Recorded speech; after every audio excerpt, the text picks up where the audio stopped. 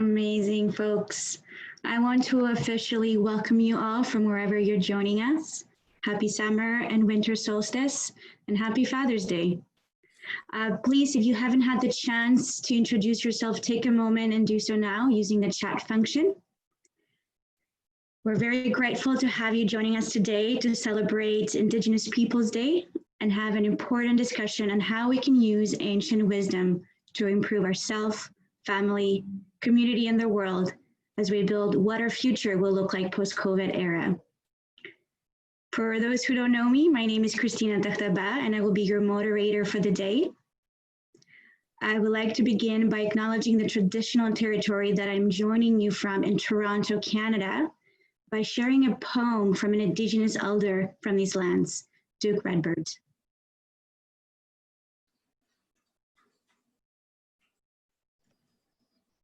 A dish with one spoon. The Mississauga Nation welcomed settlers from across the seas when they arrived in their territories. Such beauty revealed before their eyes was beyond their ability to describe. In all the languages that they spoke, there were no words that could evoke with any clarity a single thought that Mother Nature's splendor brought.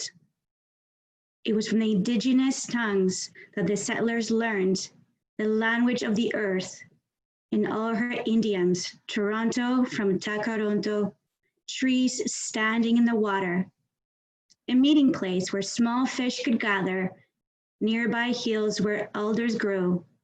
That was called a tobacco.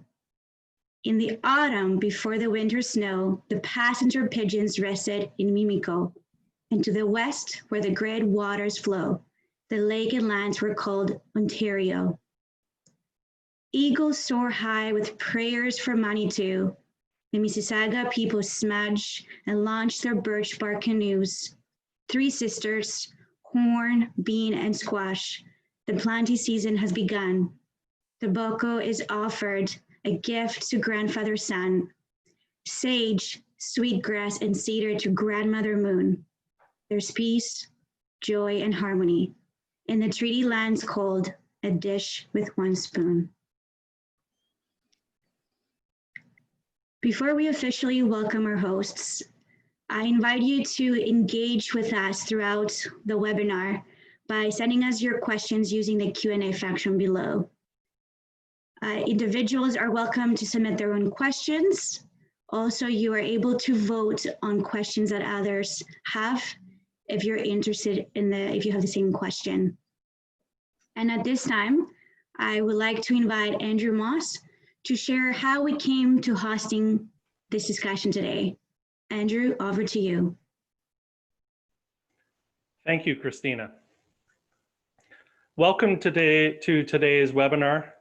It is a great honor to be here to share this space with three unique individuals who I've had the great pleasure to meet and work with over the past year, and also to share the knowledge that they each hold with all of you who've joined us. I'm always amazed the way the universe works, and perhaps at my age, I should stop being amazed and just accept. I have three people who are from different planes of the universe that I live in.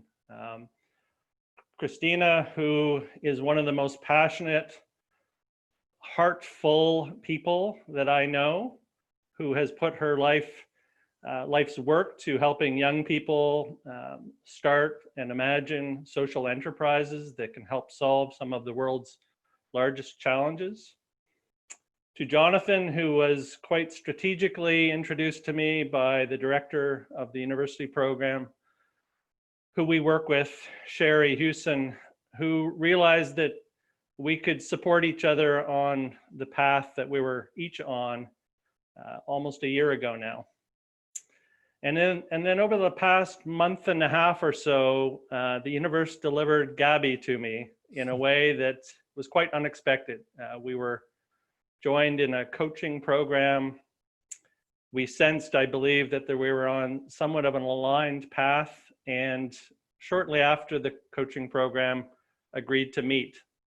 And in that virtual meeting, we started discussing the journey she was on, and I started to hear the same words that I'd been hearing from Jonathon in the year that has preceded this. And I, in the moment, trusted the universe, the signal I was feeling that I needed to go and find Jonathon. And sure enough, he was there online waiting in the moment, and he trusted and Gaby trusted that the invitation to meet in the moment would be one of value to both of them. And that brings us to today. They have joined forces to the prophecy that Gaby has introduced to us of the eagle and the condor. The eagle being a masculine, industrial, mind-focused perspective, which very much is the Jonathon I've gotten to know. And the condor of the female, the community, the heart, and the perspective on the world of community and one of where we're all part of something. And that is true to the Gaby that you're going to meet today. So the prophecy of the eagle and the condor tells us that there will come a day when we will realize that we need to fly. The eagle and the condor must fly together. And if that's what the universe was telling me a couple of weeks ago when I joined these two, then I am deeply honored to be able to present them to you today and to have Christina's expertise to support that. So thank you for being here, and I look forward to a meaningful discussion. Miigwech, Andrew. Jonathon Araujo Redbird, Indigenous, Giwadenong, Indigenous, Wabiiji in Dedodam, Wakomakong Songin in Dojaba. Good afternoon, everyone. I'm Jonathon. I'm Martin clan, which is a warrior clan for our people. I come from a community of Wakomakong and Saugeen ancestry in Ontario. And today I'm going to be talking to you about the importance of this summer and winter solstice. Today is also Father's Day, which is very interesting. It's the celebration of fatherhood and that male energy. It's also Indigenous Peoples Day. And today also marks the end of an era. Gaby will start our presentation in a good way with a prayer. The English version will be emailed to everybody after our session today. But first, I'd like for everyone to connect with each other through a unity breath exercise. First, everyone, if you could become aware of your body's posture. Become aware of your body and any tensions you might hold in your face, shoulder, legs, arms, and body. Relax your body. I want you to close your eyes and envision the most joyful time of your life. A time where you experience love, gratitude, and joy. Be in that vision. Feel that joy. As you feel that, I want you to place your hands over your heart and feel your heartbeat. Feel the love. Feel the joy. Now, with all these feelings and these thoughts and this relaxed body, take a deep breath in.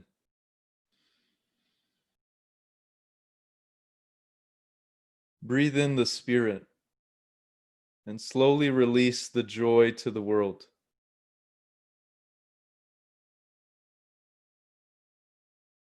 Let's repeat this 3 more times. A deep breath in and release the joy and love that you're envisioning and feeling. Once more. Deep breath in. And ask the Creator to connect us all today from all the places that we are. Connect us emotionally, physically, mentally, and spiritually. Miigwech. Gaby will open our session with a prayer.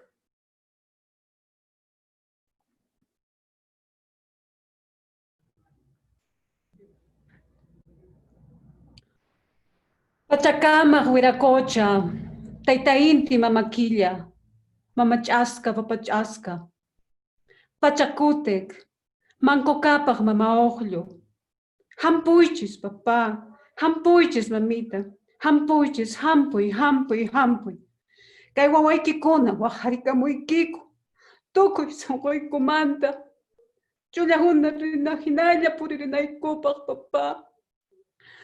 Apu Salcantay, Apu Ausangate, Apu Cosco, Apu Sacsayhuamán, Mama Simona, Picol, Pachatusan, Pisac, Ollantaytambo, Chinchero, Machu Picchu, Huayna Picchu, Pumasillo, Huacayhuilca, Apu Vizcachani, Apu Putucusi, Apu Huamanripa, Apu Mantay, Chacapunco, Chinchero.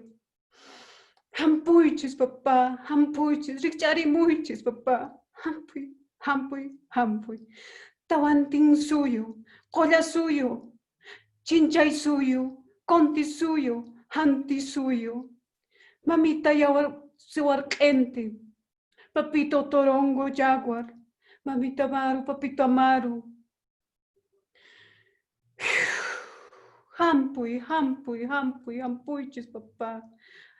Papa, may mana sutikunayo, raksisqatiqsimu yuntimpi papa kay wawaykikunataya sumaqta saminchaywayku. Sumaqta ch'uyanchaywayku. Sumaqta sunquykuta kichariwayku. Ch'ullakuna rina hinalla uqmanta puririnaykupak lluy wawaykiwan tiqsimu yuntinwan papa. Papa, mamita, pacha mamita. Tukuy sunquymanta mamá mañaykamuyki. Gaby PUMA kay wawaiki, teqsimuyunti wawaiki kunapaq. Hampuy. Those who walked before us, those who have laid the path for us all to be here. Thank you, ancestors. Thank you, ancestors, the Incas, and all our indigenous wisdom keepers around our globe. Thank you for joining us. Thank you for opening this sacred space. Thank you for all of us, brothers and sisters around our world, around our planet, around our universe. Thank you for the ones who are going to come after us, our children, our grandchildren, great-grandchildren, for you all. Thank you. Thank you for holding this space for all of us. Thank you. Happiest winter solstice from the southern hemisphere. Happy summer solstice for the northern hemisphere. Loving universe, brothers and sisters, all children of our wonderful, of our loving universe, of our loving Mother Earth, Pachamama. Thank you for joining us on this mighty, beautiful, sacred space. Happiest Father Day to you all. Happiest sacred masculine, sacred forces. Please unite us in this harmony and this balance for all of us. Unite forces, the sacred feminine with the sacred masculine. Unite in our minds and our hearts for all of us. Thank you. Urpichai Sonkoi, Urpichai Sonkoi, Urpichai Sonkoi.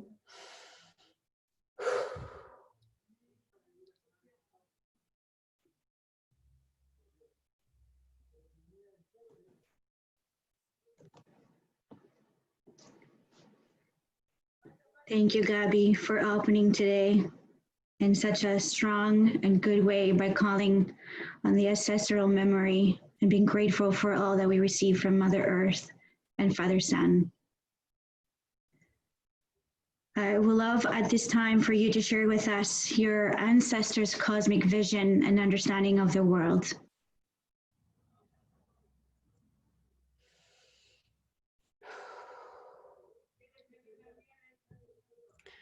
It's only 500 years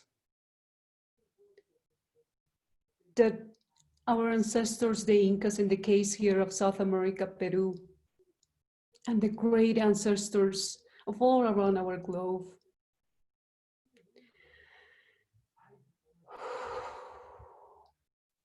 Then our lovely friends appeared here, our Western friends, our Western brothers and sisters who couldn't understand how come we were this oneness in unity and connection with our loving nature, with our loving cosmos, with our loving universe. And it happened what it happened. It is not strange, it is not unseen for me what has happened, the horrendous destroy and massacres that has happened to our indigenous people here for the Incas and all across the globe.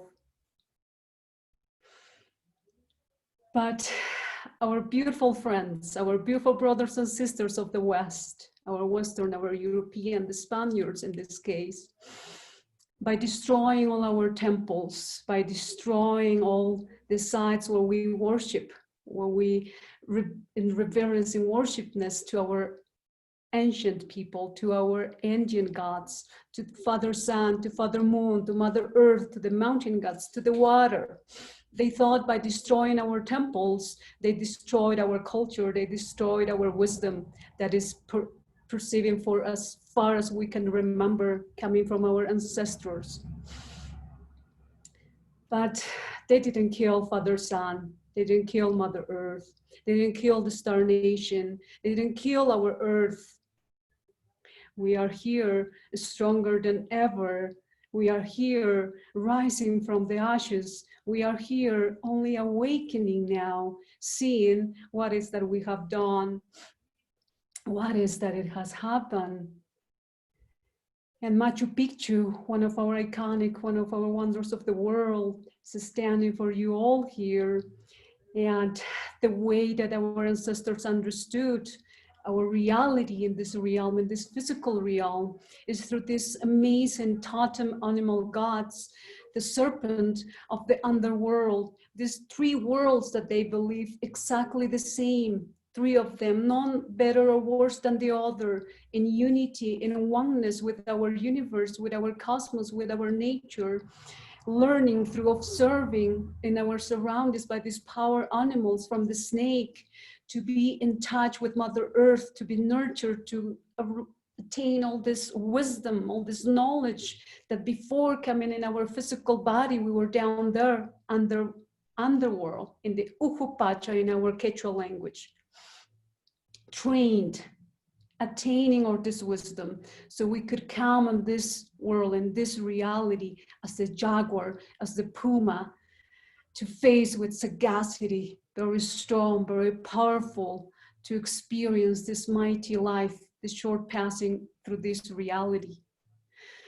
And then we will go, a time will come for us to join to the gods again, to go to, as the Condor, to the Hanampacha, to join to the spirits, to join to the source, to go back where we came from, as this was just part of the cycle, coming again and again. Three of them representing this beautiful unity that somehow, somewhat throughout as history shows to us in this past 500 years, we have forgotten this power, this wisdom that we each behold as humanity, separated from our nature, separated from our heart, separated the mind and the heart, or however it is that you understand our reality right now. But here we are, super strong, and I wanted to believe it was not by chance that my last name is Puma. Many of people have told me, like, maybe I made up my last name. I did, and I was very fortunate and blessed to receive such a wonderful name. And this understanding for our ancient people, for our indigenous people, is still here in the Andes of Peru. The importance of living despite all the challenges that we do face, to go in ceremony. We pretty much almost live in ceremony every day. I remember as a child, and still now, before we eat something to eat, we drop a little bit to Mother Earth, to Pachamama, to the spirit, to the Apus, to the mountain gods. Every day it's something embedded in our soul. It's something that it's so natural, so innate, because we are born with it. The serpent, also for you to understand, to have perhaps a even better perspective from it, the snake represents our past. The puma, the jaguar represents this world and the present. And the condor, the upper world, the future. And as we are walking through the challenges in the midst of the madness right now, it's only so amazing to refer to these great ancient teachings that we come from such a wisdom from our past. We have seen it all. We are seeing it all as the jaguar now in this reality. It is time to wake up from this dream, to remember who we truly are from the heart. We are the guardians of this earth. We are one with everything. And possibly now that we have so clearly this picture, this life we are all embodying, to dare to open our third eye, to become as the condor, so we can see what we have created. We can see what our ancestors has laid the path forward for us to see, to awaken, to return to home, to return to the heart, to love. So we can consciously and awarely decide what's the path forward, so we can fly wing to wing again, all of us together, softening and coming back to home. Before I go off the hook here, let me land back and not go as a condor flying up. Let me come back and please hand over to Jonathon. Thank you so much. Chimigwich, Gaby. The three levels remind me of my personal journey in life. Before my birth, my father's family from the Azores Islands in Atlantic Ocean were farmers and fishermen. My mother's family from Manitoulin Island in the Lake Huron also gained sustenance from the land and water. Both island peoples who lived in large families and had intimate relations within their community. Everyone harvests food locally, and Mother Earth always provided. Until a better way of living was advertised to my grandparents' generation. Come to Toronto to live a better life. As a young boy, my family slowly started to segregate. Living in the city, there was much struggle. We all had to fend for ourselves. And by the time I was a teenager, I was living in Gabriel Dumont, an Aboriginal housing project in Scarborough. And there, as a young man, I started to realize a significant divide between Indigenous peoples and Canadians. At the time, the divider being health and wealth. During my youth, I can relate to the serpent. My teenage years, I focused on survival and focused on me and me only. As I grew, I can see that I became a part of the Puma phase. It reminds me of the four-legged in Anishinaabe, the deers, the wolves, and the mustangs. All packed animals working together in community. This phase reminds me of my late teens. As I joined post-secondary, I would meet Shelley Charles, who was the elder of Humber College. She would change the direction of my life for the better. She instilled pride and confidence in me, as I was a huge introvert. I was 19 when she started to bring me to meetings with the dean and other college executives. I would sit there and listen. And then she called upon me, Jonathon, what do you think? It was the first time I felt importance, to be something greater, to be a part of something greater than me. the people I met with would acknowledge, those are some great ideas, Jonathon. I started to realize that I had value that I never knew I had. As I attended more meetings, I grew more confident and started to speak more often. My second lesson would come shortly during the PUMA phase, which would become humility. Shelley put me on this journey of 3 years journey, traveling to over 150 First Nation communities across the country. I would see, hear, and feel the stories of many forgotten people in Canada. This would become my fire. This would be my fuel to create change. Now I feel that I'm entering the Condor phase. My business is in its 5th year of operation and is now creating great success. And I'm utilizing technology to give me more free time. The free time will allow me to roam, to soar, to fly like the eagle and the condor. And from that perspective, that higher vision of the world, I can see that there is much change that needs to be happened. I can also see that much good change is coming. This is the end of a long cycle today, June 21st. And June 22nd will be the new beginning. We are in the most incredible time in humanity. Thank you for sharing that, Gaby. And I would love to have your interpretation and how the 3 levels relate to you.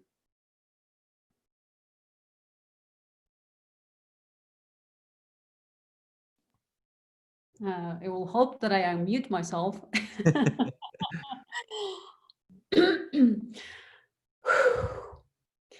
Born and raised here in the highlands, in the rural part of Peru, high in these lovely, lovely mountains, nourished by Mother Earth, by Pachamama, by the majestic of the mountain gods here, our mountain spirits, to us very humble indigenous family, undereducated yet rich in wisdom and in our traditional culture upbringing.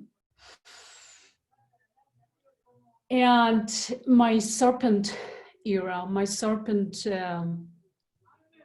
phase in life, it has been quite a challenge. It's nothing new now for all our sisters, the feminine force all around our globe, that all the challenges that we do go, especially that was embedded in our DNA, in our genes, from all that has happened, that we all created as humans, as humanity. The Spaniards, in this case, as I was sharing, conquering us, creating all these horrific, catastrophic scenes that somehow, I believe, in my personal opinion, in my humble opinion, that somehow that resentment, that anger, that frustration, that rage has been left in our indigenous people, that to today is still, it's dragging all of it. And as the snake, I've been abused in all shapes and forms. Obviously, I did not look any close to this as an indigenous savage girl, wild, going, living off the land from Mother Earth, hunting pigeons and birds to eat, going to the lake here, and toads and frogs, eating like fresh. It's like the traditional way. Like sometimes I look back and I say, like, geez, was that even another life? It's just a few years back. And sexually abused, spiritually, emotionally, and we name it in all the shapes and forms. Yet my very core values of our ancestors embedded in the center of my core, which is unconditional love, Munai, Yachai, the ancestral ancient wisdom, Yankai, the service, for all of us. Aini, reciprocal service, right relationship, right service between humanity, between our animal, plants, and everyone.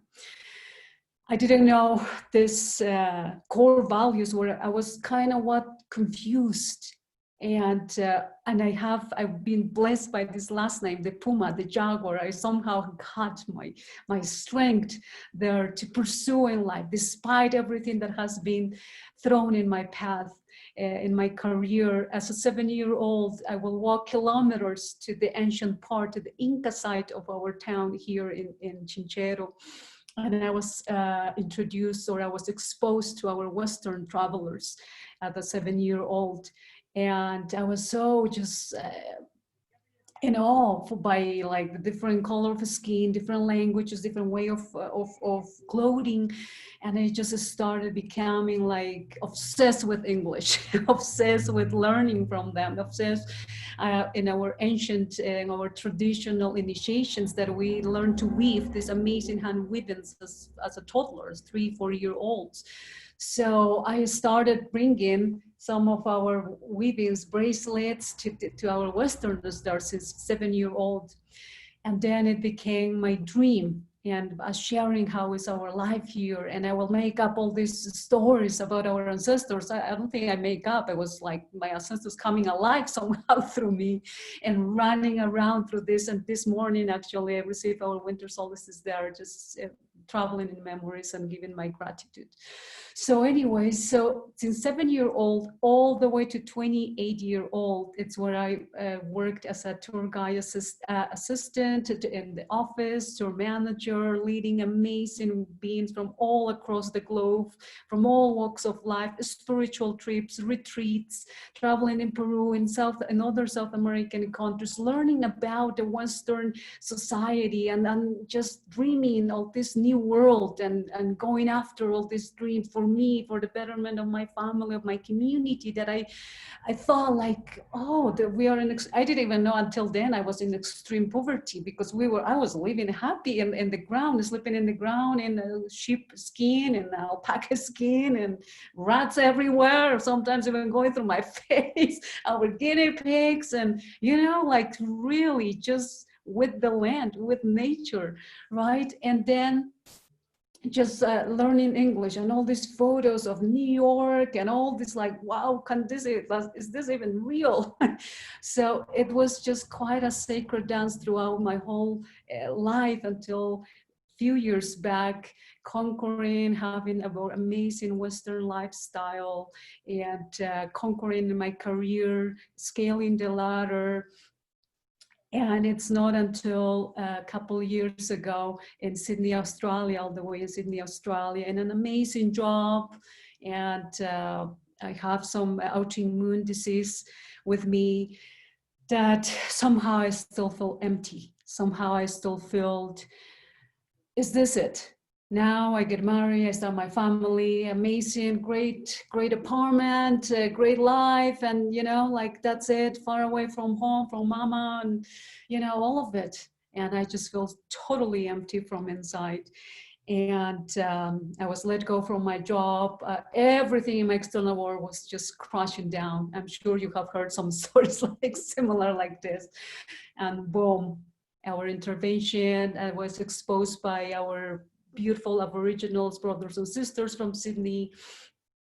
And before I know, I had this great wake-up call from the divine, from our ancestors, to receive that message that I needed to come back home. I needed to come back here to my community. I needed to remember. And only then I literally went all the way back. It's not that I drank something, I was high or whatever, but I was just high in life. I was just like, now everything makes sense. Now everything, oh my God, and it had to happen this, it had to, all of it. It was just click, click, click, all this puzzle.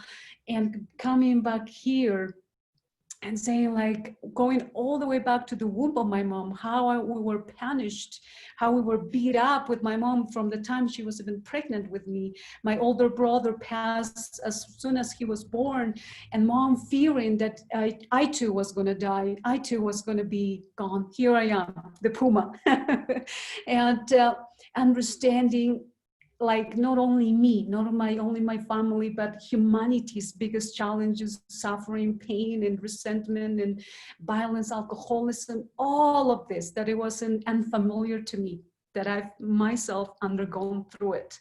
And somehow I figured it out, somehow I did it, somehow I started forgiving myself for not knowing better, forgiving myself for these 3 intense years of healing my internal wounds, of letting go, that all this autoimmune disease even was all in my soul, that I have silenced, not only in me, but our ancestors, our indigenous people for the past 500 years, we were standing like we silenced our soul, our heart, but now it's time. I can see it. Literally, our amazing world, our amazing loving universe has stopped for us to come back, to revive our heart so we can forgive. We can let go of the past. We know very well the history. We know very well what has been done to us, to each of us, to indigenous people, to our brothers and sisters of color, to all of the history that we do know. It's time to let go. It's time. I forgive my parents. I forgive the people who have done wrong to me. I forgive, radical forgiveness, if we are willing to walk, to dare to walk really as the jaguar, as the puma, let all these fears, all these doubts go away, to rebirth our own being. We are the ones that our ancestors dreamed of. We are the one, it's in our hands now to wake up, to let go all this anger, to let go all of this, so we can fly so high, so we can receive the blessing that our mighty life destiny has prepared for us. That's what I can relate. I will not again take off and start flying again. Thank you so much.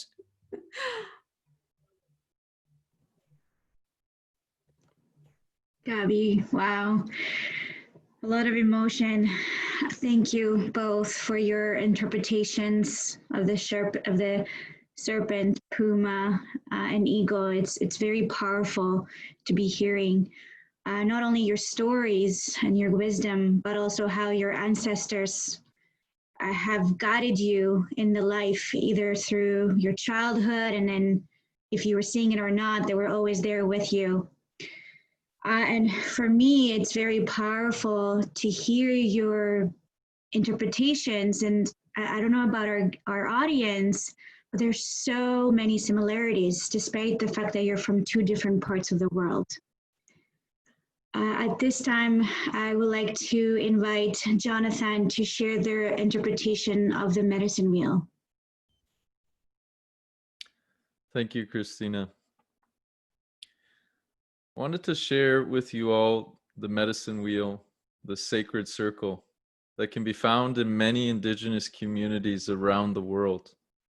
There are many interpretations to the medicine wheel. However, I'll share my interpretation of the medicine wheel. I've learned this teaching as a young man from Elder James Dumont.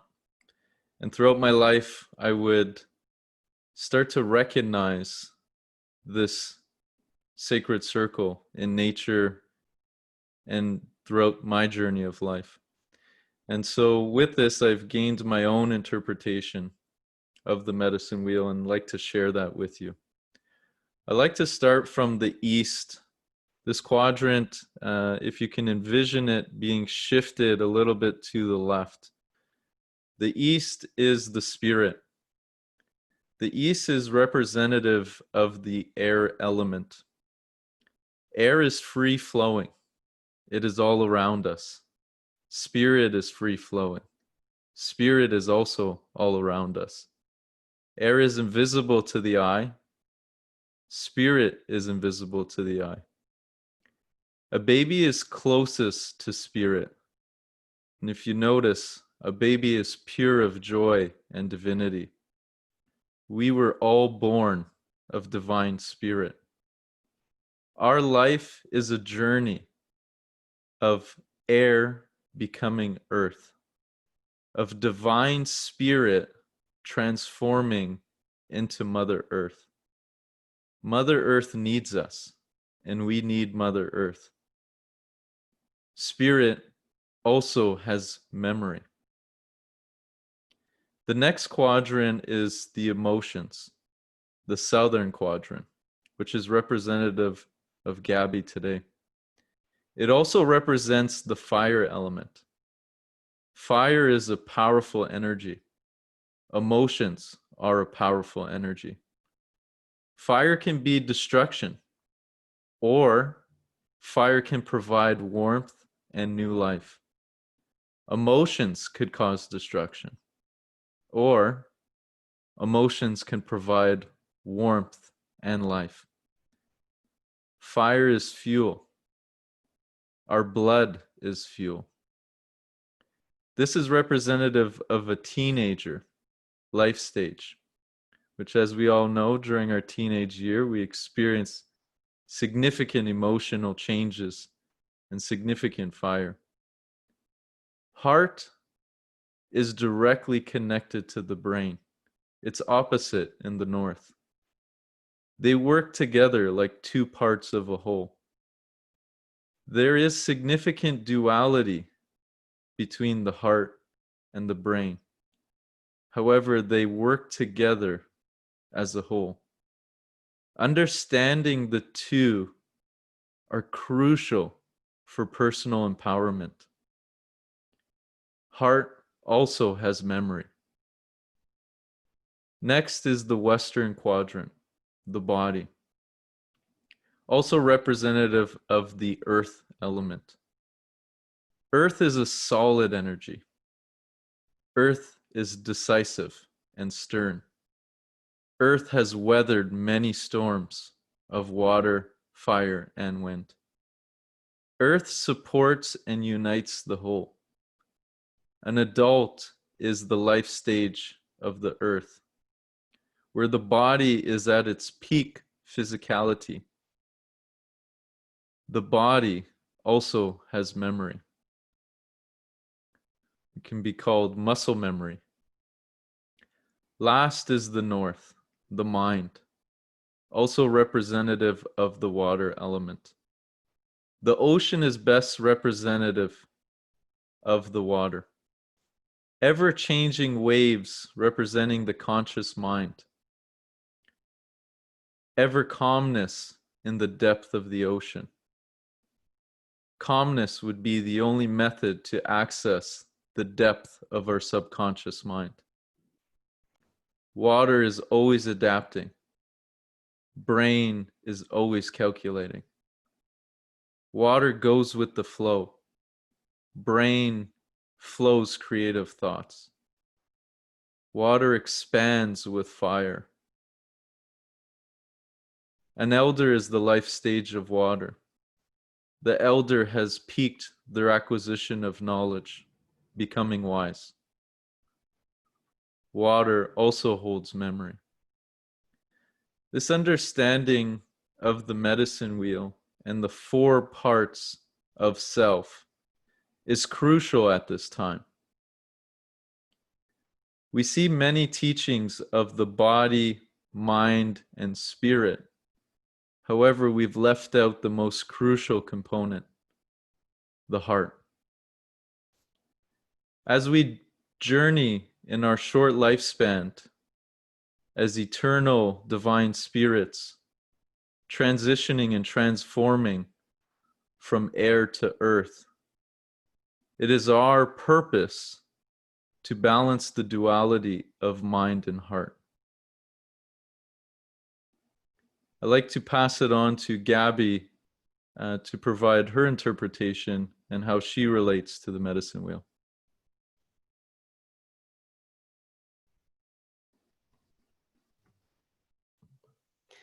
Thank you so much, John.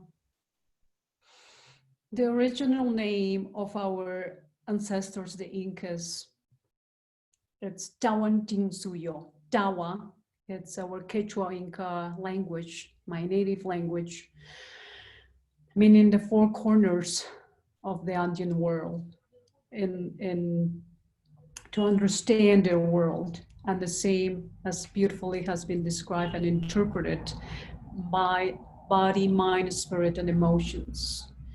For us, in our Quechua language, munai, the love, the unconditional love that will go with emotions. And the yachai, wisdom with the mind. Liangkai, of service of all to others, to everything and everyone, the body. And the spirit, our mighty creator of all of us, or our Aini, that I could refer with the Aini, that is the reciprocal service to each other, the right relationship within us, divine beings, between brothers and sisters, between our mother nature. All our temples that still reminds Machu Picchu and so many other Incan temples, we always are going to find a representation of number 4, of these 4 corners, of these 4 elements, or like as Jonathon has referred, water, earth, fire, and air. And also the number 3, the 3 levels, the 3 stages, the 3 dimensions that they understood their reality like this. And number 2, the duality. As we all know, super practical, we all have the masculine and the feminine energy. We come from the union of the masculine and the feminine, our dad and our mom. And it was extremely important, as it's referred even in our piece of blanket here in our tapestry, there is always 2 sides joined in the middle. We're at all times practicing the duality, the balance, all these temples, all these water temples, all for duality, right and left, always. Because when you are in this balance, then illnesses come, then all this chaos comes. So it's extremely important to remind every single day, pretty much for us, for our ancestors. And now, of course, with all this combination of our mind, our heart, and a little bit off the track that we all have gone, it's that we are seeing our reality that we are seeing here. It took me as well, due to my livelihood, like the challenges that I had to face, I perhaps develop, even though I am a feminine body embodiment, I developed perhaps more of my masculine side because I had to fight for my own well-being. And only now in these 3 intense, amazing years that I'm walking in life, balancing again, reliving again, finding that coherence between the mind and the heart, coming in that oneness, coming in that unity, first individually, first in one. So then we can start manifesting all this reality that we all are yearning outside here, outside in our reality, in our world, for our loving Pachamama, Mother Earth. That's what's coming to me right now. Thank you so much. Thank you, Gaby. I want to also share with you that once I was aware of this knowledge of the medicine wheel, I started to become aware of signs that awakened thoughts in my mind, in my heart, knowledge that I felt was true. My friend Max, who's joined us today, said it best. It's called ancestral recall, the ability to remember ancient knowledge. When I allowed myself to become aware of this ability, I was directed first to the heart. I started to read books on the heart, watch documentaries on the heart, took multi-day workshops about the Sacred Heart, and finally realized the power of the heart. The heart emits electromagnetic frequencies that are directly related to the emotions you're experiencing. If you are in joy, love, and gratitude, your heart produces an electromagnetic frequency that can travel significant distances. Your heart also connects emotions to data that is held in the brain. This was the original form of long-distance communication. During the 1700s and 1800s, Europeans thought the smoke signals were a Morse code. In fact, they were signals to inform the other tribes to connect. The original cell phone is that pump in your chest. After learning about the heart, by extreme coincidence, I met a business Maori leader in Toronto. 3 weeks later, I was touring Manitoulin Island with a delegation of Maori leaders. Later, I would learn that one was the Maori king's advisor, and the other was the CEO of one of the wealthiest tribes in New Zealand.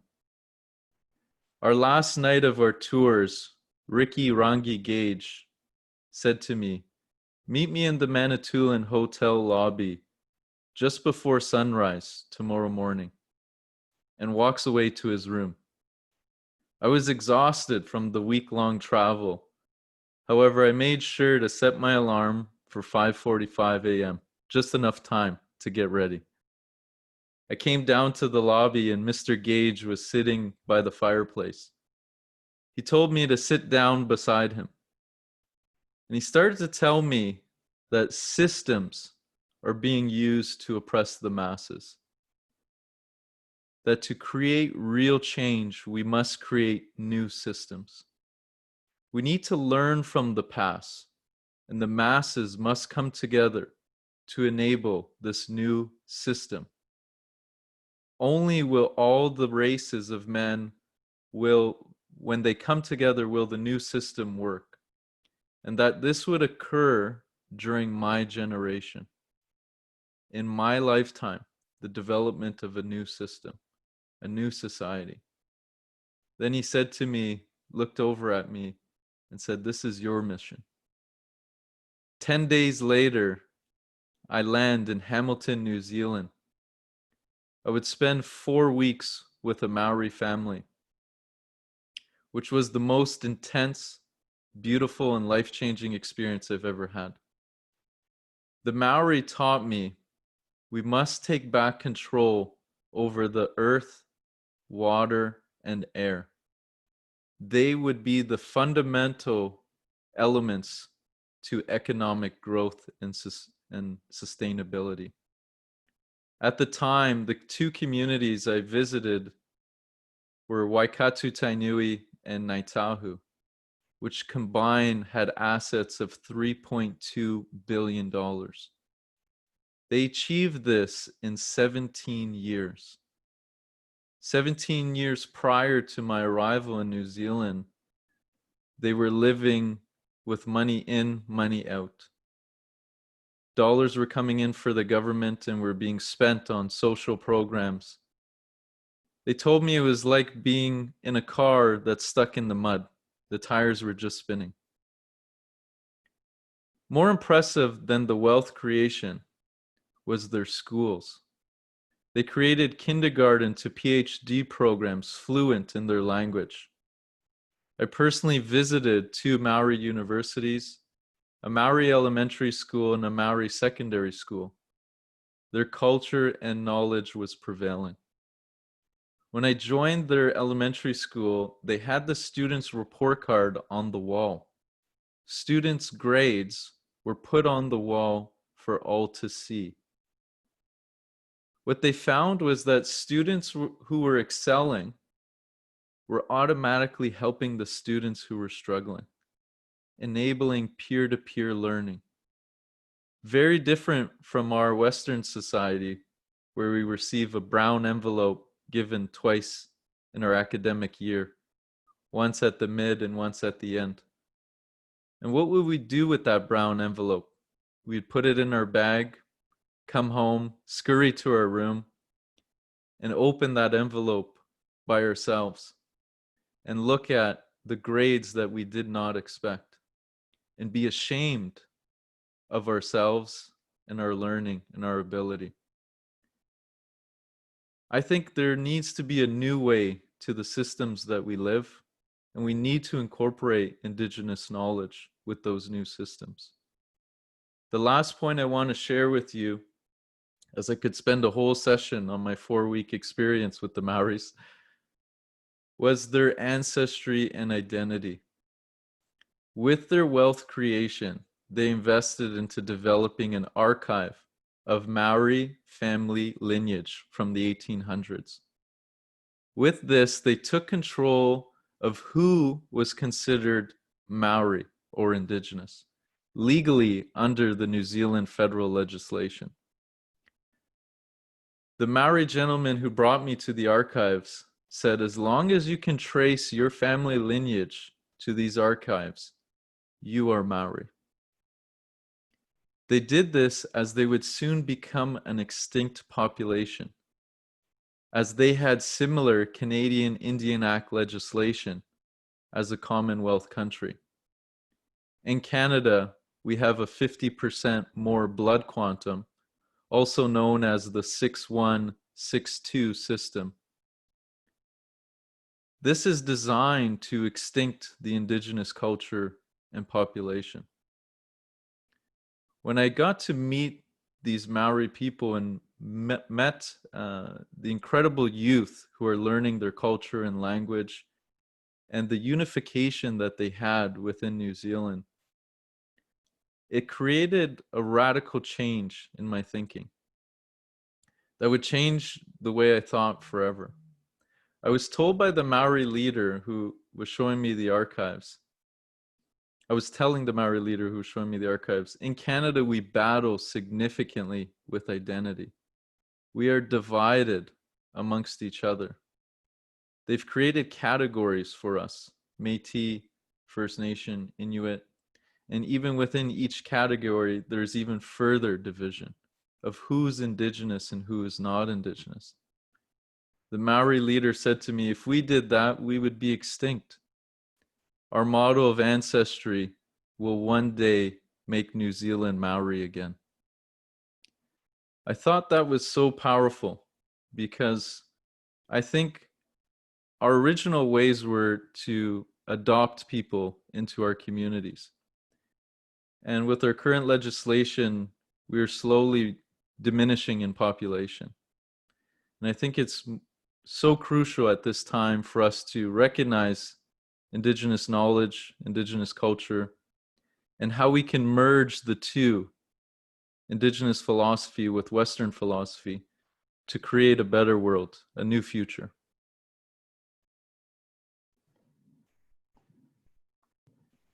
Thank you, Jonathon and Gaby. And Jonathon, I remember the anxiety that comes with receiving that brown envelope as a child. Great, they have a great system that have put into in order.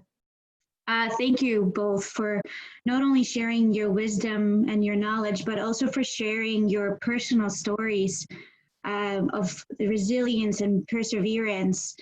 One thing that I kept hearing was the words like balance and duality of feminine and masculinity, or body and spirit, heart and mind. I also heard words of being awakened, or being able to see, or being able to be in tune with what's around us. And I also hear and know of spending time with both Gaby and Jonathon is that the two of you have found a way to balance your ancestors' way of life and the modern world. And at times you were forced to choose, or you felt the oppressive systems that you were forced to choose, but you found a way to balance the two. And I think it's so beautiful, and to really, what I see and hear is now is the time for everyone else to see that we have to merge the two, not only for the Indigenous populations to thrive, but for everyone in the world to thrive, and for our world to thrive. So thank you for that. I personally have so many questions, but at this time, what I will do is I will turn to our audience. I see that a few of you have submitted your questions already. So Sarah, thank you. And while we walk through some of Sarah's questions, I invite the rest of our audience to share some questions that they may have for Jonathon and or Gaby. So I will turn to the first question that we have, and it's actually a question, Sarah, that I had myself, so thank you. And this is perhaps both for Gaby and Jonathon. when you speak about the serpent, puma, and the condor, can you share, is this something that you go through the cycle once in your lifetime, or is this transformation can take place through multiple phases in your life? We'd love to hear a little bit about that. Yeah, I just wanted to start by saying, as above, so below. And within your lifetime, you will go through these phases, but humanity is also going through these phases, where we once were all in a society of the serpent and are now moving and are moving, I would say not moving into, but have already moved into the phase of the puma. And I think as humanity evolves, we will then merge into the phase of the condor. So I think humanity, from a larger perspective, is going through these phases. But I think it first starts with individuals, that we need to travel through these phases. And ultimately, we will get there. The puma reminds me a lot of the male dominant society that we've been living in for the last 2,000 plus years, which is very much a survival of the fittest. The alpha male, the king, the CEO, the prime minister, the president, this alpha male pride system that humanity has been living. I think we're going to transition, and I think actually the time is today and tomorrow that we're transitioning into the phase of the condor, where people will now become free. They will soar like the eagle and the condor.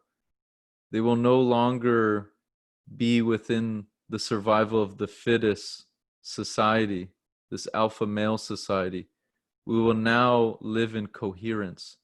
Similar to a flock of birds moving in the sky, they all move as one. There is no alpha male. It's unity, it's coherence. And we see this equivalent to the fish in the ocean, where you see schools of fish moving as one. And you can see that there's different types of animals and fish that experience those three phases: the serpent, the puma, and the condor. And that we are all, as humanity, moving into that third phase.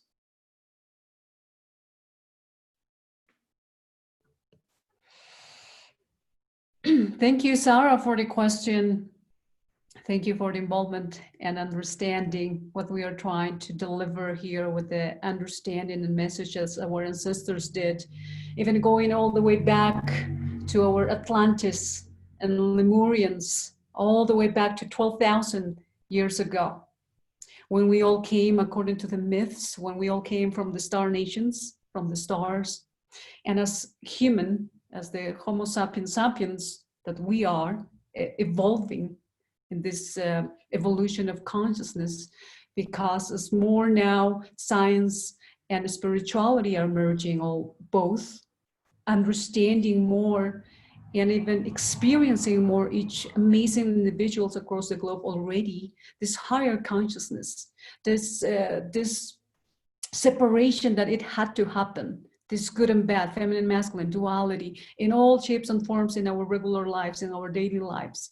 Yet we all come from one source. We wanted to experience, we wanted to be how it feels like. How is that I came to this oneness, to this complete, to God, to Buddha, source, or however it is that you refer to it. We came from there separated and experiencing life. And for our ancestors, the Incas specifically, they understood their life like that.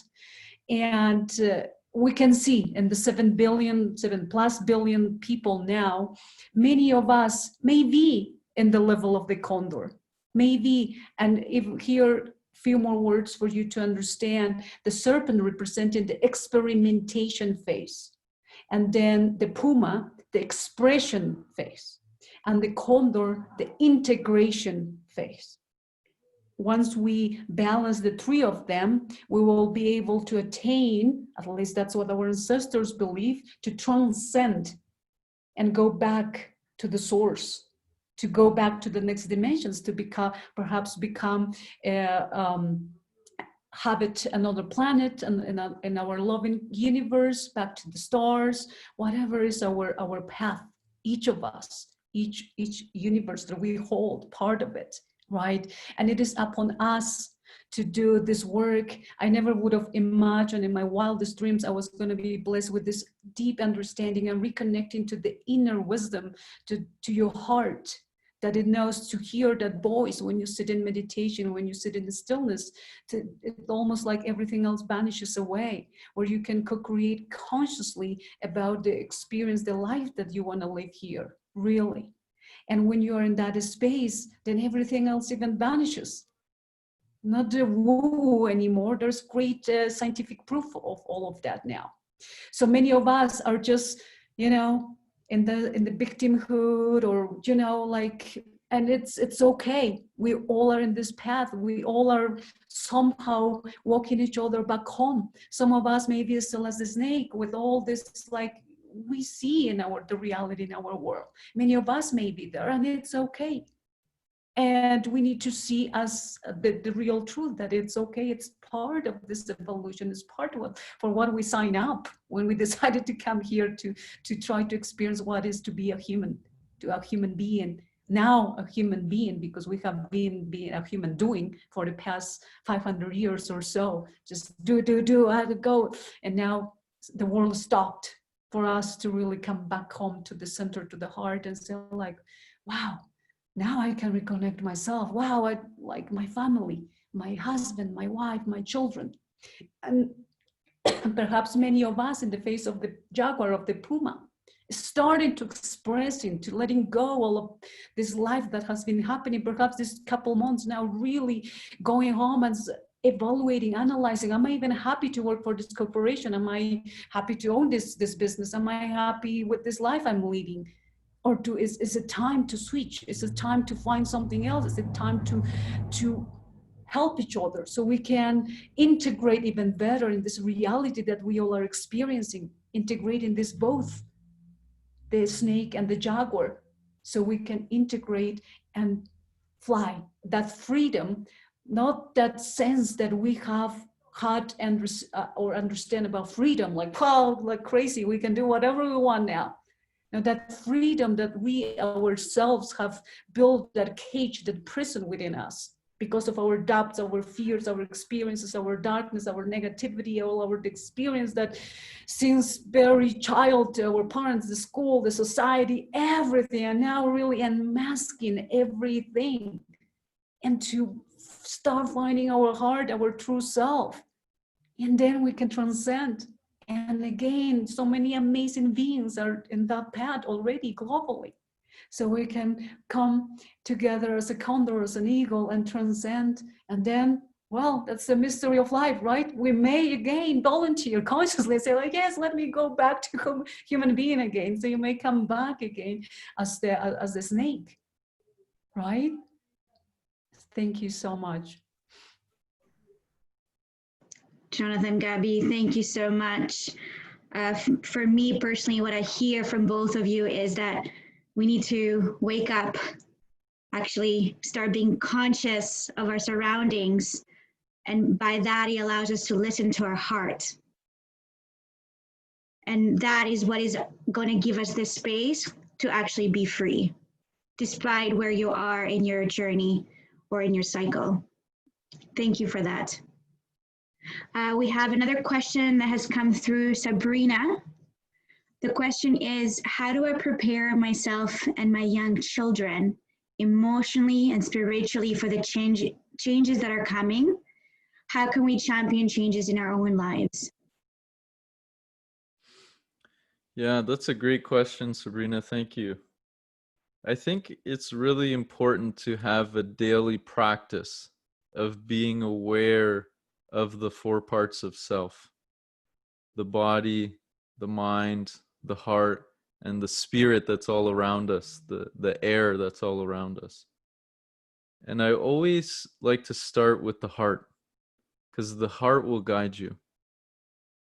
You have to remember that the mind and the heart and the body hold memory as well as spirit. It is our conscious will to store that memory within our mind, body, and heart.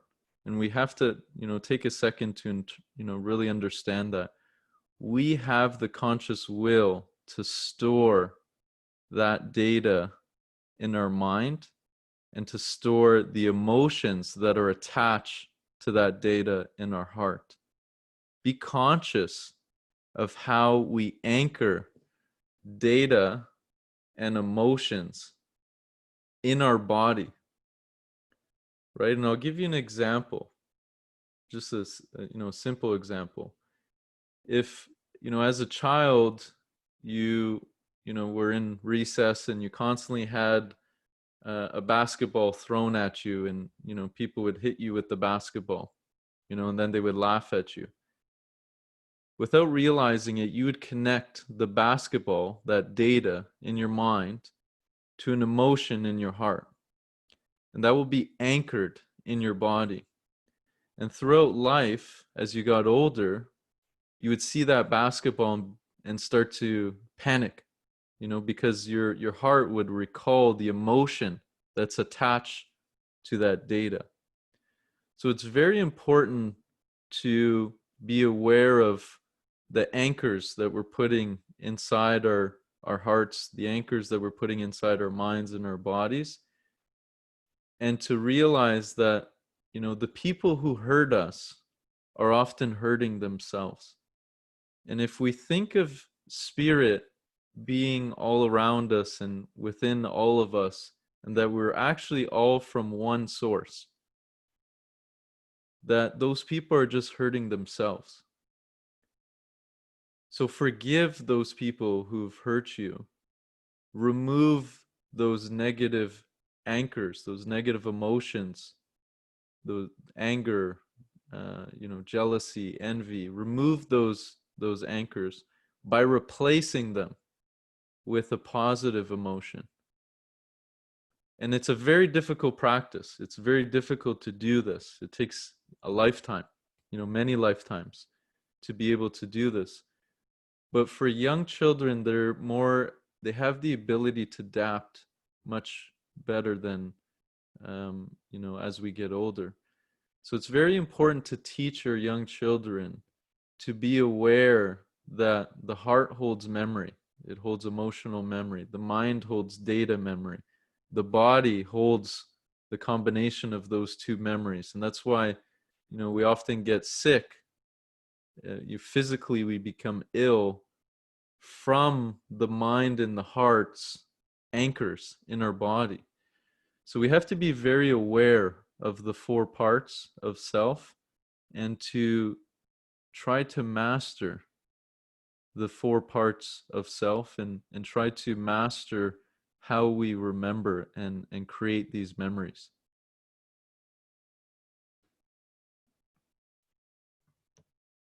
Thank you, Sabrina, for your amazing question. I consciously have decided, due to my life experience and all of it, not to start my family, to have my own children. And given my life experiences, thinking back then, even knowing that that was wrong, and as thinking that saying like no child should experience or undergo through such experiences. But at the same time, are those very experiences that had brought me here, that gives me this deeper understanding of how I could best aid, how I could best help in this amazing path. I've started a scholarship program for our Indigenous people to attain world-class education. And I have, my youngest one is 6-year-old, And we have 6 children. And I want to acknowledge my loving partner who is here in the audience, Mark, here, that he and myself, the parents to the 6 children, that one of them, they come from orphan mom. She's just the toughest girl. She knows, like, she can't even tell you how her mom passed, and all, like the emotional resilience, and telling them the real things of the truth, more so not telling, educating them, but more being it. It goes back to being it.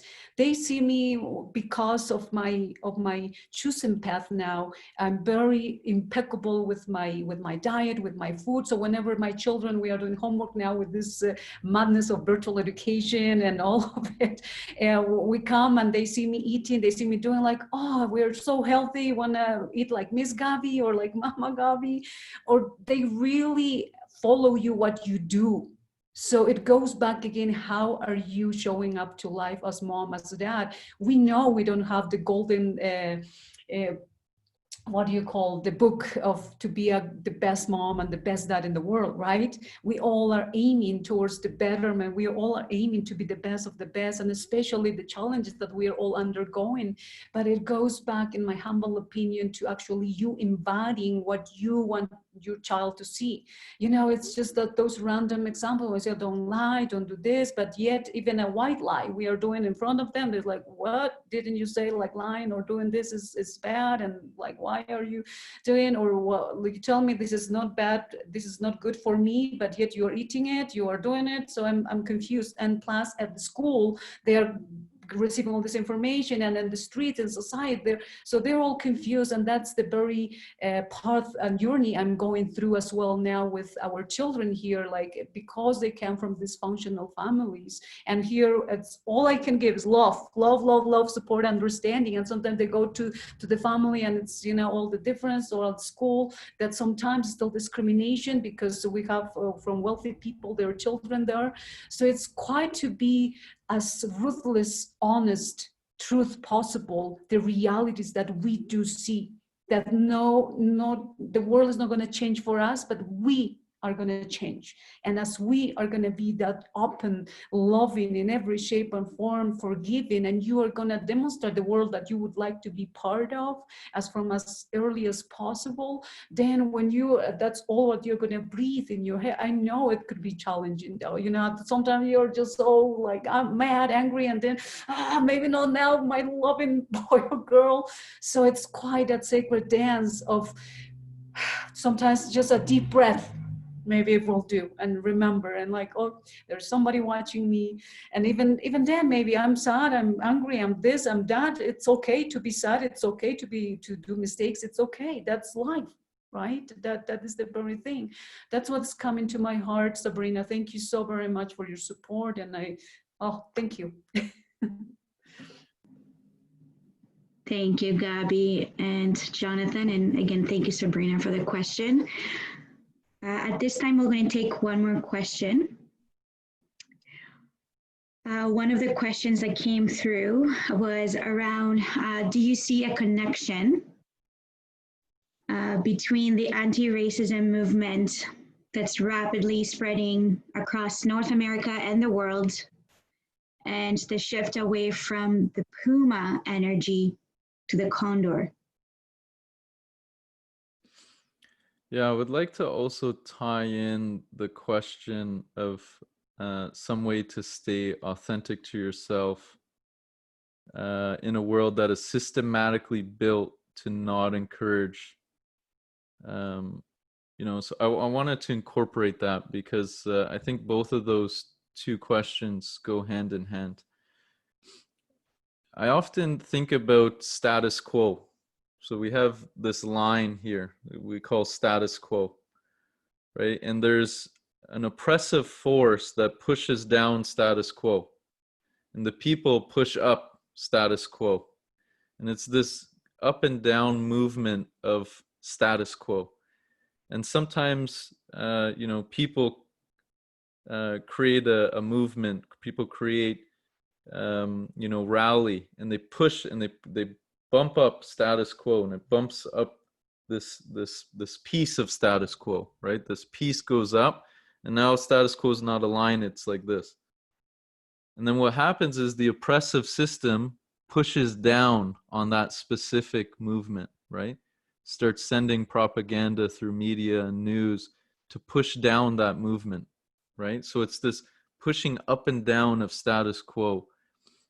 The few have control over the media. The few have control over music. Very powerful music is. And we're all fighting against this line of status quo.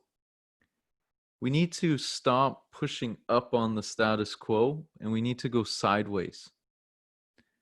So imagine if we go sideways, the whole status quo drops. What do I mean by going sideways? I mean empowering a new system, a new economy, moving away from GDP as the measurement of success and of growth, and start to value social and environmental impact, people and planet, and how we could do business with this as the main focus. We need to change the currency. The currency that we use oppresses us. That's the main system that oppresses us. We need to change that currency. And lastly, is we need to connect to people all over the world.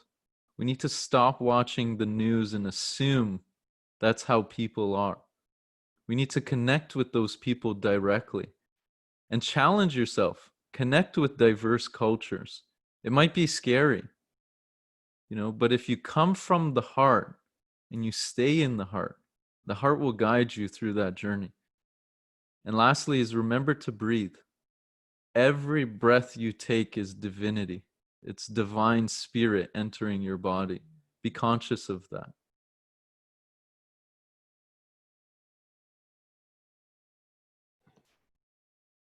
Thank you so much for the question.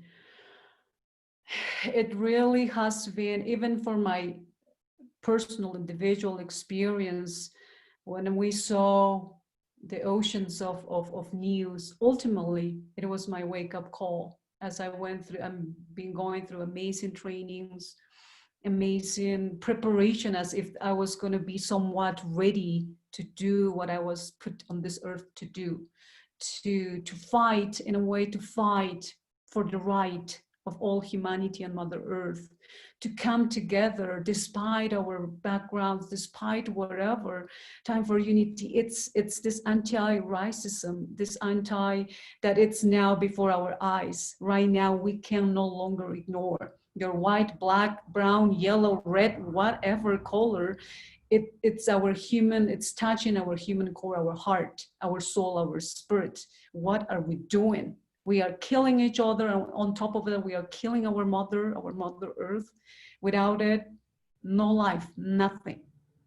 And if we can only envision that in some years, not even too much. Somebody has told the other day beautifully, like the reason why we are not in that irreversible point yet, because man and patriarchy and all of that, it's because somehow men still needs women to live, right?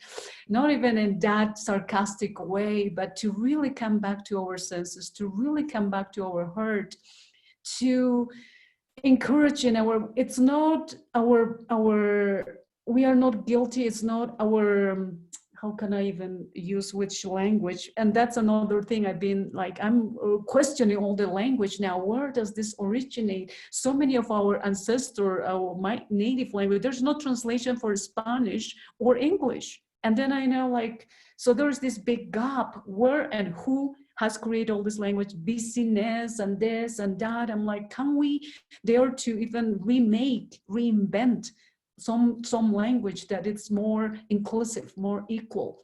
We were born to our beautiful privileges. The many I had to fight my butt off to experience the best of the Western world, of course. But many of us are born, and it is not But now we know better. Now we have the responsibility, and also that understanding of responsibility that many people, we go like, yeah, that's not my responsibility at all. But responsibility, if you approach from another perspective, is the ability to respond towards life, the ability to respond towards this life of all of us. Not because you cause it, the action reaction part, but the ability to respond towards life. How conscious are you responding towards life? How conscious are you educating yourself now that there is amazing books, documentaries that we can go back and touch our heart and come from our heart and treat each other equally? If you're in your own nature and amazing businesses, amazing in your amazing arenas, ask for more inclusivity, ask for more for diversity to come towards, so we all can be part of this change. And we need you. We need our people from the privileged people. We need to change the core of the systems that we are touching. That is no longer strange or far from us. It's right now, it's happening, even it's already happening as well. And every conscious decision that we make to show up in life, what is that we are consuming, what is that we are part of, right there. We don't need it like necessarily that there are also happening these massive changes, but it starts within us. It starts with how we choose and where we are choosing from. Are we wanting fast, cheap, fast and renewal, and then forget about this, and then polluting and all of it? Going back to stillness, going back to your heart, going back to, because for many of you, I'm sure, I'm confident how important our children are, our future of all of us, and we want them the best, don't we, for all of them.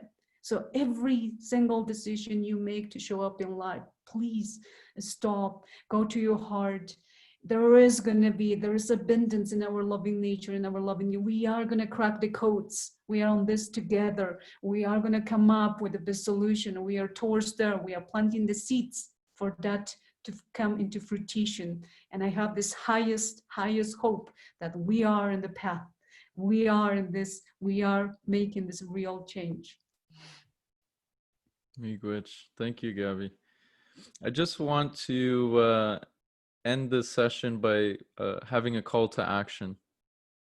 I'd like for all of our participants today, we've had some incredible questions, but I'd like to tomorrow on June 22nd, 12 p.m. Eastern Standard Time, is to come together, but this time, instead of it being a webinar, to it being an actual meeting, where we can have breakout sessions and start to create what this new society looks like, go sideways on status quo. Tomorrow is the new beginning. The earth has gone through incredible healing over the last 3 months. And the earth's circadian rhythms will drive innovation and creation tomorrow. Tomorrow, we must all come together to harness this energy. So I invite everyone as a call to action to join us tomorrow, to spend time with us to envision and create this new society of the future. I'd like to also close with a prayer, a very short prayer. So if we could all, again, relax our body, be aware of our posture, think of gratitude and joy, and put our hands on our hearts once again. Chi Miigwech for today, Chi Miigwech for bringing all of us together. We are the divine light. We are powerful and naturally joyful. Let us be grateful for what we receive right now and for eternity. Peace and love, brothers and sisters. Bama Pi Nichi. Until next time, my friends, I'll see you tomorrow. Miigwech. Jonathon, Gaby, thank you so much for today. On behalf of myself, Andrew, and the audience, we truly appreciate you taking the time to share your wisdom, your knowledge, your personal stories. For our guests, Jonathon and Gaby are welcome to stay behind. I know there were a couple more questions that we didn't get the chance to go through. If you're welcome to stay behind and we can answer those questions. And for everyone else, we hope to see you tomorrow. We'll follow up in a couple of hours with a recording if you want to revisit some of the elements we learned today and to prepare you for tomorrow's workshop. Have an amazing Sunday and happy celebrations.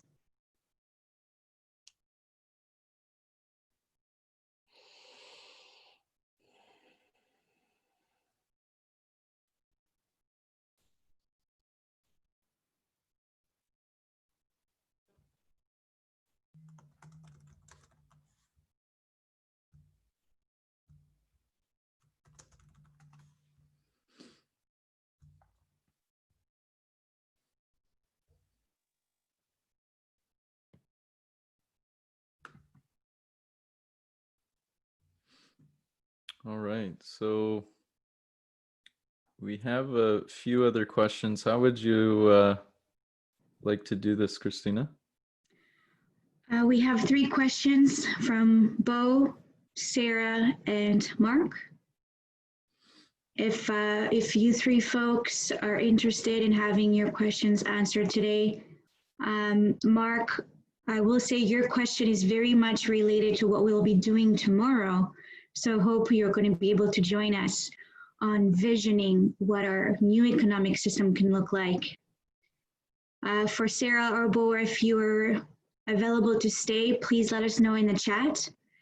And I will invite, pardon? I believe Bo has left, so I guess we'll field Sarah's question. Great. Yeah, so her question is, in this current human shift of consciousness and awakeness, how much of it is natural evolution versus popular opinion? A narrative that the system is pushing for an agenda. Very good question. I think humans have always been trying to figure this thing out, figure out life. You know, from being first hunter-gatherers, you know, focusing on survival, focusing on food, then to evolving to in the industrial age, or sorry, the agricultural era, you know, now staying in one place, not moving with the natural flow of nature and seasons, staying in one spot, which, you know, was the start of creating mass civilizations. Then moving into the industrial age to becoming more efficient, more effective, to produce more, to consume more. And now being in the digital age of connectivity and data. The next era, which is upon us, I think is natural. I think this is a natural evolution of humanity trying to figure this out. Yes, in the last 2,000 plus years, we've lived in a society that was very male dominant, that was very, I guess that pyramid structure would be best to describe it. That system was used for masses to come together. During the hunter-gatherer stage, most communities were 100 to 200 people. And using this male system, the pyramid, we can now gather 50, 100, 1 million, 10 million people to work together on one initiative, which fast-tracked our evolution. But just as the pendulum swings, I think it's swinging back, and it's swinging back to that female energy, that understanding of holistic perspective, that it's not just about speed, efficiency, and effectiveness, which will eventually become taken over by robots and AI. It's now going to become creativity, innovation, connecting with the heart, connecting with people, which the AI cannot do. So that is, I feel is the next evolution, that we are moving into the next era. And for us, you know, being at the starting point is to be aware of it, to be a part of it, and to flow with it.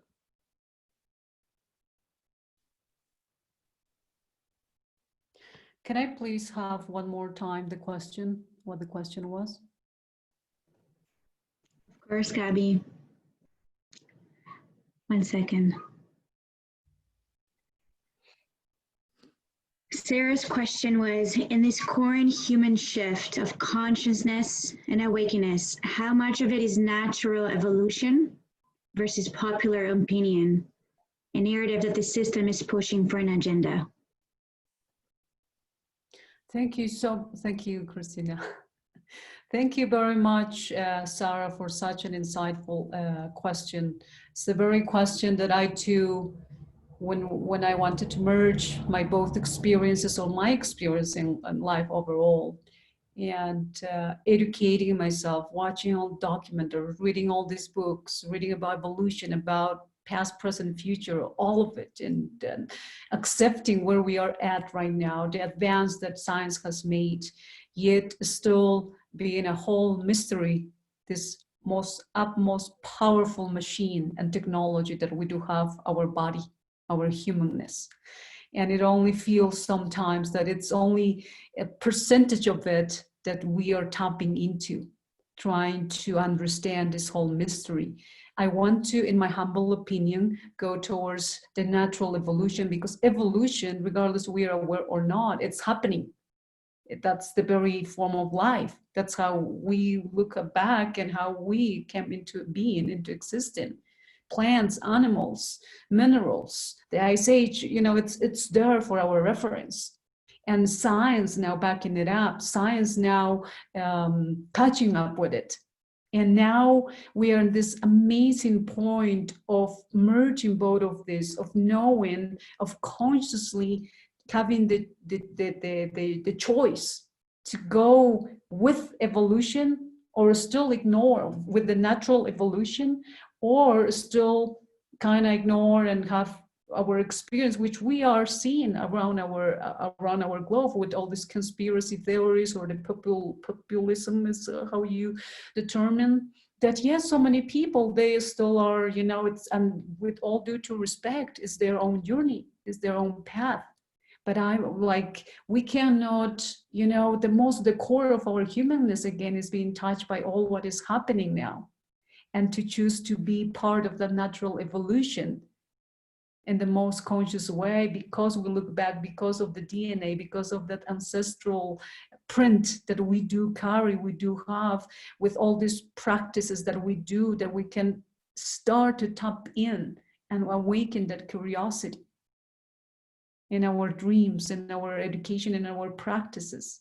I want to believe that we are in the natural evolution, and right now we have the choice to go, which way do we want to join? But also not denying of the duality, that the dark forces, the negativity, and it's not wanting us to carry on with the natural evolution. And it may keep us here. That's why the whole world, we are experiencing all of this, to wake up. So let's be in that side. But the energy, the other side of the force, it's only going to try to fight it off. It's only going to try to play around with our mind, with our heart, with what we see, with what we experience, of course. And we have seen that. We have seen our ancestors going through that. How is that the pyramids are still here? Machu Picchu, all these codes that now only many people, we are studying it and starting to understand how and why that technology that our ancestors developed, with the technology that now we understand and are developing and we are headed towards. How can we merge this? How can we find unification of this? How can we be the best stewards ourselves? Again, coming back to ourselves. Revolution is going to happen there, out there, but with us each. Right? Thank you. I hope this has served or has responded to the question, Sarah. Thank you.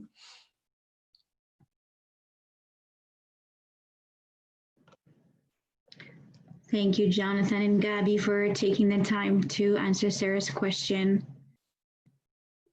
At this time, I invite everyone to have a great Sunday, and I look forward to seeing you tomorrow, where as a group, we come together and we envision what our future can look like.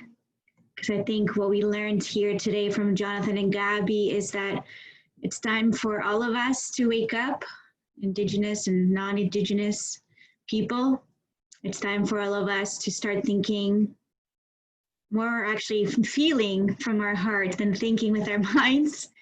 And it's time for us to take action. So we're in a very unique position for all of us to decide what that future will look like.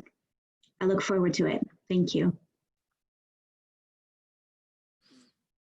I guess lastly, I see Bo has a question here. What values should we attain when we come out of this collective transformation that is happening right now? I think that's a great question, because I think values is such a key piece for us in moving forward. What do we value, right? And understanding what do we value? What do we value with money, and then what do we value internally? And I think going forward, the values that we need will have to be different from the current eras that we faced. So the Industrial Revolution, the digital age, eventually we're going to get into the artificial intelligence age, where a lot of things are going to be automated and will be done by machines, right? Which we're already experiencing. So it's no longer about efficiency, accuracy, speed, and effectiveness. Those aren't the values for humans anymore. That's the values of the machine. The machine will take care of those speed, accuracy, efficiency. The values of the human is what the machine cannot do. The machine cannot create. It's, as Gaby said, is our bodies are the most magnificent machines that, still to this day, we do not fully understand. And so the values of the future internally will be creativity. It will be true connection, true human to human relations, to not be distracted, to be able to stay true to yourself, your being, your values, to not get tempted by the flashiness, the shininess that will attract us, and to really get in touch with what it means to understand duality, the male female aspects. I think those will be the values of the future. Is the change is inevitable. We're constantly moving forward, just as the sun is moving forward. All the planets are following the sun. The earth is moving, the moon is moving, the air, the water, the earth is moving, everything is moving. We just need to embrace the movement, flow with the movement, but stay true to human. We are powerful beings. We are incredible beings. And think of when we were children. What were our values? What did we value as babies, right? Like we valued everything. Everything was of value, right? The sound, the images, the colors, that is what we need to come back to, is that the spirit, and valuing the spirit around us. I think that's the values of the future. And I think from an economic standpoint, we need to start putting our monies towards environmental and social impact. I know we just recently had a discussion with Minister Jonathan Wilkinson the Minister of Environment and Climate Change. And he mentioned that they created a $700 million social impact fund. That is the wrong solution. And the reason why that's the wrong solution is because you're creating a finite resource. With a finite resource, supply and demand, you create greed, you create people who are in the know, taking and hoarding as much as they can. We need to follow nature. Nature is abundant. Nature doesn't say we're only going to give you this amount of plants, only this amount of water, this amount of air. Nature is abundant. So changing policies and changing frameworks that are of an abundant mindset that is unlimited. And an example of this when it comes to the economic side is empowering Canadians to invest into social and environmental impact organizations. Allow their investments to have financial incentives, tax incentives. That's a solution that is abundant. There's no finite number to the solution. And that's how we have to think, is how do we come from a mindset of abundance versus a mindset of scarcity, a mindset of fear? As we all know, when you're afraid and you're in fear, you get the worst performance from an individual, from self.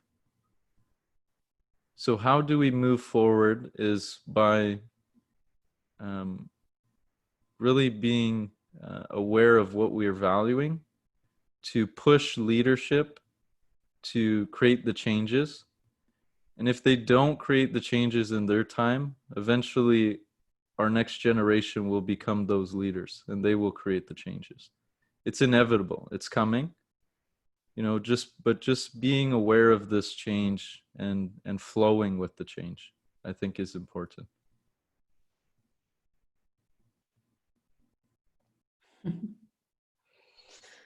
All right, do I have time still to go? Yeah, okay. Oh, thank you, Bon, was it? Or Dawn for the question? Or Bon for the question.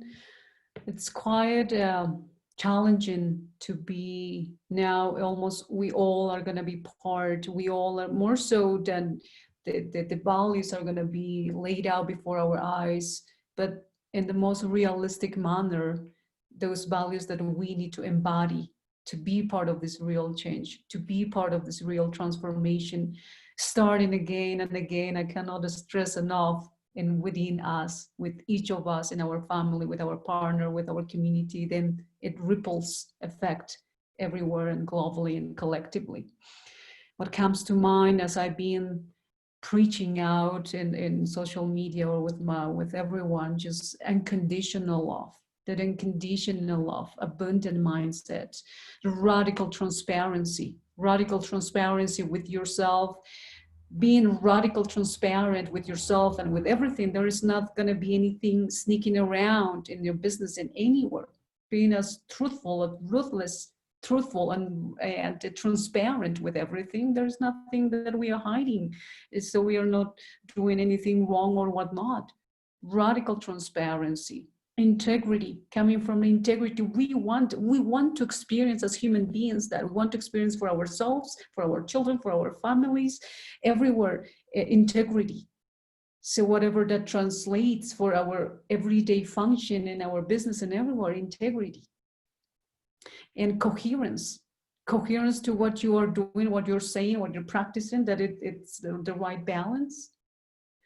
As beautifully Jonathon is laying the path for us, there needs to be change. Some of them, we may not have a response right now. We may not have an idea. And this is the beginning. This is the planting of the seeds that for this that is going to surface, because it's a new era. It's new beginning. So it's going to come along. But we are already asking the questions: what can serve us, all of us together, in an equal manner?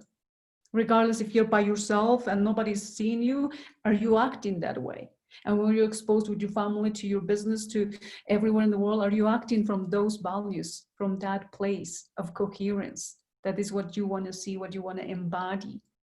And the right relationship with Mother Nature. Right now, we know that it's abundant, and we went crazy, taking all the resources, literally just taking all the organs of our mama, of our womb. Now we are going back to this dark spot right now, as going back to mama's womb to redream our reality that we want to, so we can birth again. And what that's going to be able and happen when masculine and feminine come together to create, not only recreate or new humans, of course, but to create the reality that we need to birth. Like coming together, joining feminine forces, masculine forces together, so we can birth this new reality for all of us. And having the right relationship with Mother Earth, it's going to continue to provide us. But if we are not taking a good care as we have been, then we are going to reach a point of irreversible, and she doesn't need us ultimately. She can just wipe us off, and then that's the end, right? I don't think 7 billion of our brothers and sisters, we really want to experience that, and we can tell now, we can see that now. Thank you so much.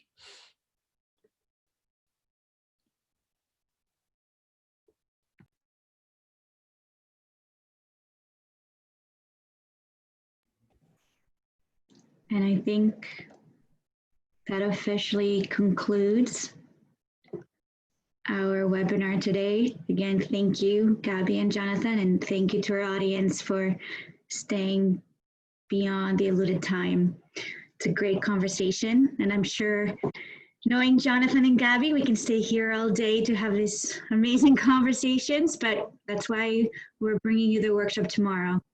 We very much look forward to seeing you and continuing the conversation. Thank you.